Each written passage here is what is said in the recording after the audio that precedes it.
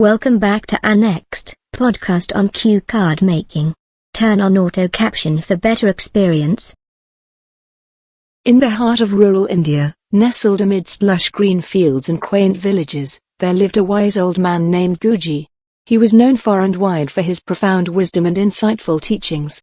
One day, as I was wandering through the countryside, I stumbled upon his humble abode. Intrigued by his reputation, I decided to seek his guidance and discover the wisdom that lay beyond the boundaries of textbooks. Guruji welcomed me with a warm smile and invited me to sit with him under the shade of a banyan tree.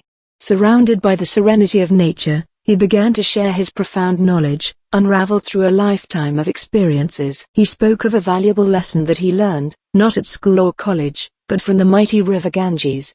The river, he explained, was not just a source of life and sustenance but also a profound teacher of humility. Intrigued, I leaned forward, eager to listen to his tale.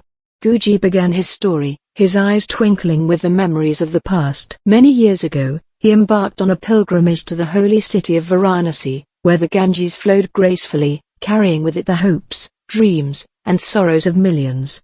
Standing on the banks of the sacred river, he marveled at its vastness, realizing that no matter how grand or insignificant one may feel, the river would flow on, unaffected by the fleeting nature of human existence. Guruji decided to take a dip in the Ganges, believing in the spiritual cleansing it would provide.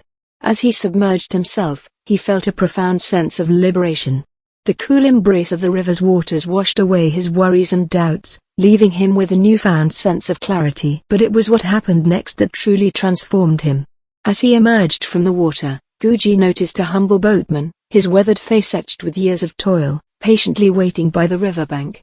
The boatman's eyes gleamed with a deep wisdom that captivated Guruji's attention. Curious, Guruji struck up a conversation with the boatman, eager to understand the source of his serenity. The boatman smiled gently and shared his philosophy, a lesson that would forever shape Guruji's perspective on life. He explained that the Ganges had taught him the importance of surrendering to the flow of life. Just as the river meandered through valleys and gorges, navigating obstacles with grace, so must one embrace the twists and turns of their own journey. Resisting the current only led to struggle and despair, but surrendering to it opened up a world of possibilities. In that moment, Guruji realized the profound significance of the boatman's words. He understood that life was not about forcing outcomes or clinging to rigid plans but rather about surrendering to the flow, embracing the beauty of uncertainty, and trusting in the innate wisdom of the universe. As I listened to Guruji's story, I felt a deep resonance within my own being.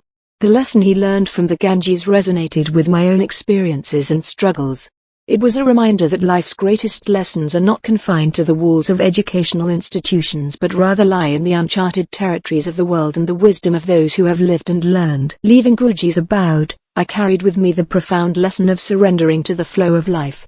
It became my guiding principle, a constant reminder to embrace the unknown and trust in the journey ahead. And as I ventured forth, I realized that sometimes, the most valuable lessons are found in the unlikeliest of places, far away from the confines of formal education. Thank you for listening to our education podcast. As we wrap up this episode, we want to take a moment to express our gratitude for all of our listeners. We hope that our podcast has been a valuable resource for you in your educational journey and that it has provided you with insights, inspiration, and knowledge that you can apply in your life, and we look forward to sharing more insights with you in our next episode.